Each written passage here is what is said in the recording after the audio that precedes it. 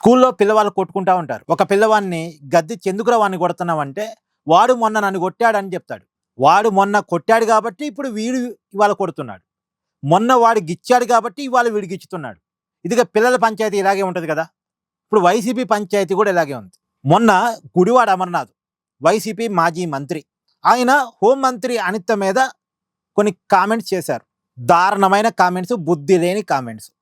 నిన్న కూడా మన ఛానల్‌లో ఆ కామెంట్స్ మీద వీడియో చేశాం. గుడివాడ అమర్నాథ్ కామెంట్స్‌ని తప్పుపడుతూ మన ఛానల్‌లో కూడా వీడియో చేశాం. అయితే సరే, ఒకసారి అనుకోకుండా మాట్లాడాడు ఏమో, మొత్తానికి క్షమాపణ చెప్పాలిగా. గుడివాడ అమర్నాథ్ చదువుకున్నోడు, వాళ్ళ కుటుంబానికి రాజకీయ చరిత్ర ఉంది. అదే ఇవాళ గుడివాడ అమర్నాథ్ ప్రెస్ మీట్ పెట్టాడు. మళ్ళా సమర్థించుకుంటున్నాడు. నాకు నా రాజకీయ చరిత్ర చూడు, నీ రాజకీయ చరిత్ర చూసే నిన్ను జనాలు అభిమానించారా స్వామి, కానీ నువ్వు ఇలా మాట్లాడుతున్నావేంది? చదువుకున్నోళ్ళగా మాట్లాడు. వైసీపీ ఏ స్క్రిప్ట్ ఇస్తే ఆ స్క్రిప్ట్ చదువుతావా?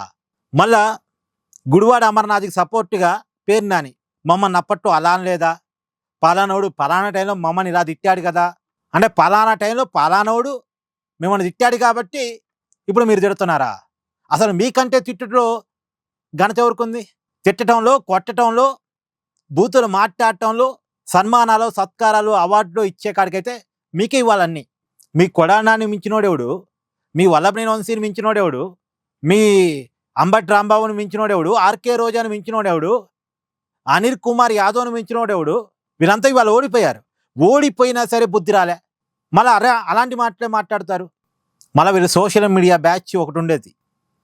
అనిల్ అని ఒకతను, సీరెడ్ అని ఇంకొకళ్ళు, అంటే అనిల్ అంటే బోర్గడ్ అనిల్, ఇలాంటి బ్యాచ్ ఉండేది. వీళ్ళు పచ్చి బూతుల బ్యాచ్గా. వీళ్ళ అసలు ఇంకా పంచి ప్రభాకర్ అని ఒకడు, వీళ్ళకంటే సిద్ధాస్తులు ఎవడు ఉన్నాడు అసలు? అయినా సరే పోనీ, గుడివాడ అమర్నాథ్ తిట్టాడు, తప్పు, దాన్ని క్షమాపణ చెప్తే అయిపోయేది.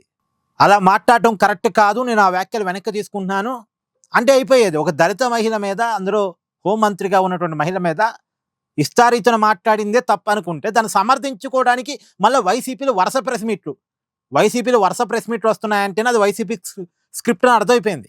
వైసీపీ గుడివాడ అమర్నాథ్ కామెంట్స్ని ఓన్ చేసుకుంటుంది. ఇలా ఓన్ చేసుకునే పార్టీ ఇంకెవరైనా ఉన్నారండి ఈ దేశంలో? గంజాయి బ్యాచ్ని ఓన్ చేసుకుంటారు, రౌడీ బ్యాచ్ని ఓన్ చేసుకుంటారు, బూతుల్ని ఓన్ చేసుకుంటారు. ఏంటి రాజకీయ పార్టీ? నాకు అర్థం కావట్లే. పేరు నాని కూడా చదువుకున్నాడు, బుద్ధి బుర్ర ఉండవసరంలే. దేన్ని సమర్థించాలో, దేన్ని సమర్థించకూడదో, ఏది కరెక్టో, ఏది కాదో మినిమం కామన్ సెన్స్ లేదా? ఏమన్నారు అసలు వీళ్ళని? కామెంట్ చేయండి. Please do like, share and subscribe this channel.